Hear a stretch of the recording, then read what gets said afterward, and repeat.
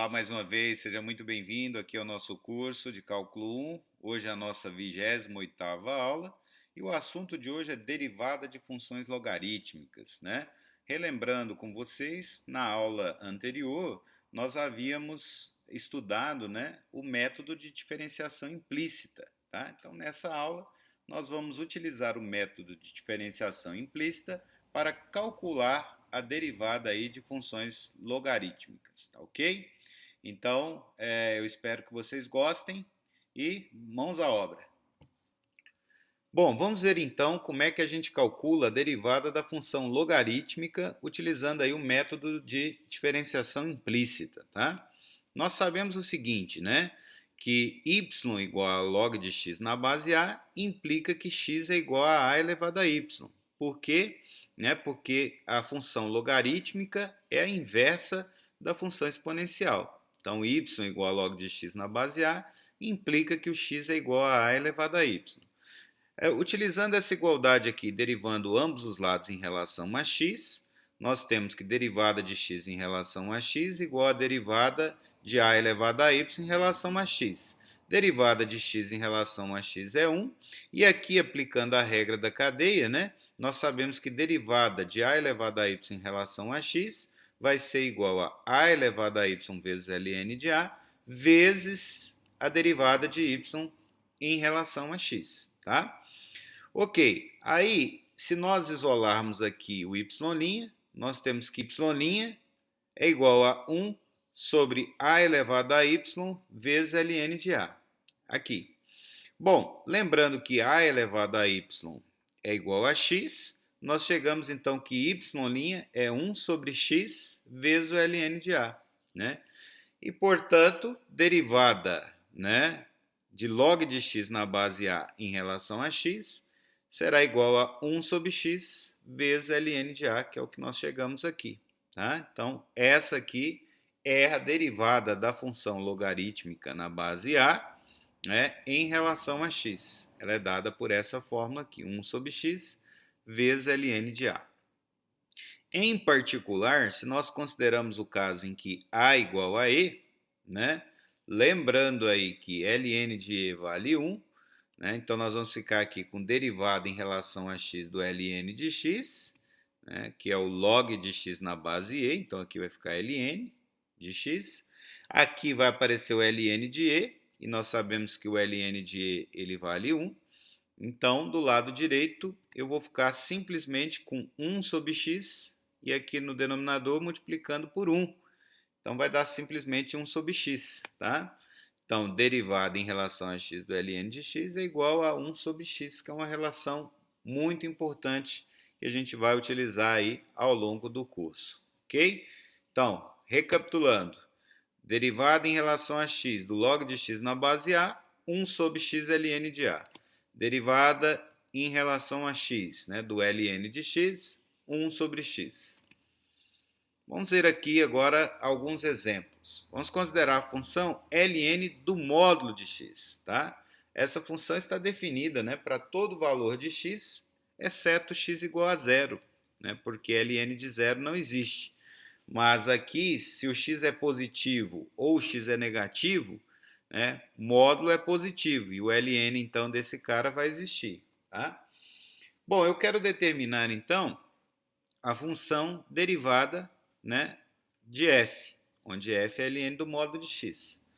Nós sabemos, então, que aplicando a definição do módulo aqui, né, f de x vai ser igual a ln de x se o x for positivo, porque para x positivo, o módulo de x é o próprio x, e a função f de x vai ser ln de menos x se o x for negativo, porque para x negativo, módulo de x vale menos x. Portanto, se a gente aplica aqui a derivada, né, derivando ln de x para x maior que zero, derivada do ln de x, nós acabamos de ver que é 1 sobre x. Então, se o x é maior que zero, f' de x vale 1 sobre x. E se o x for menor que zero, como a f é ln de menos x, utilizando a regra da cadeia, né, derivada de ln de alguém é 1 sobre alguém. Como esse alguém aqui é uma função de x, eu preciso multiplicar pela derivada dela. Derivada de menos x é menos 1. Então, aqui vai dar 1 sobre menos x, vezes a derivada de menos x, que é menos 1. Esse menos com esse menos aqui, né, vai embora, então vai virar mais. E, portanto, f' de x também vai ser igual a 1 sobre x se o x for negativo. Concluímos, então, que f' de x vale 1 sobre x para qualquer x diferente de zero, seja ele positivo ou negativo. Então, a derivada da função ln do módulo de x é igual a 1 sobre x para x diferente de zero. Segundo exemplo, determine a derivada da função f de x dada por ln do seno de x. Nesse caso aqui nós temos uma composição, né, de ln com seno. Então nós temos que aplicar a regra da cadeia. Aplicando a regra da cadeia, derivada em relação a x de ln do seno de x, né, vai ser dada por 1 sobre seno de x vezes a derivada do seno. ln de alguém derivando 1 sobre o alguém. Então, ln do seno, derivando normalmente 1 sobre o seno.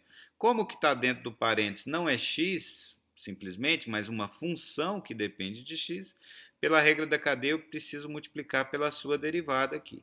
Tá?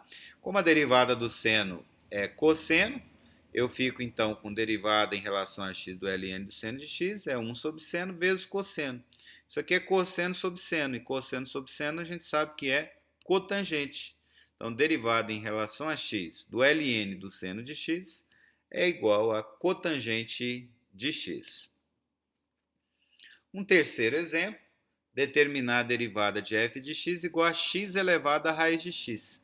Observe que, nesse caso, nenhuma das regrinhas que a gente viu até então, né, podem ser aplicadas aqui para derivar, porque eu tenho uma função de x elevada a outra função de x. Então, é uma derivada um tanto quanto complicada, mas que nós podemos simplificá-la com essa técnica que eu vou mostrar para vocês agora.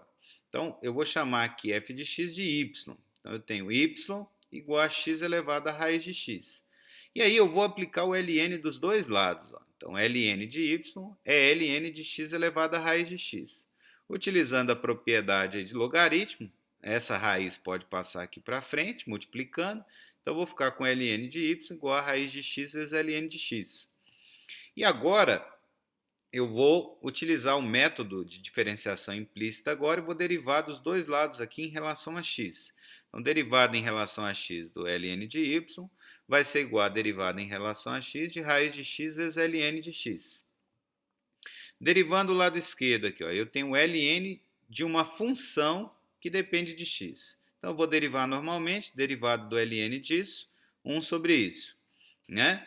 Então, é derivada do ln de y, 1 sobre y, e como y é uma função de x, eu preciso multiplicar aqui pela derivada de y, pela regra da cadeia. Do lado direito, eu vou aplicar a regra do produto, derivada de raiz de x, que multiplica o ln de x.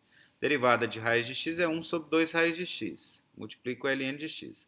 Mais, né, aplicando a regra do produto, aí, raiz de x, que multiplica a derivada do ln.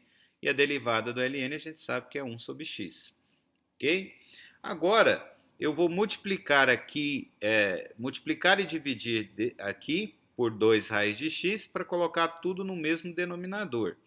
Então, multiplicando e dividindo aqui, né, só essa parcela, ó, multiplicando e dividindo por 2 raiz de x, aqui vai ficar 2 raiz de x vezes raiz de x, que vai dar 2x. Então, o x que aparece aqui cancela com o x aqui de baixo. Então, eu vou ficar simplesmente com 2 sobre 2 raiz de x, ok? E aí, juntando tudo isso aqui, agora que está no mesmo denominador, eu vou ficar com 2, que é o que sobrou aqui no numerador, mais ln, sobre 2 raiz de x, ok?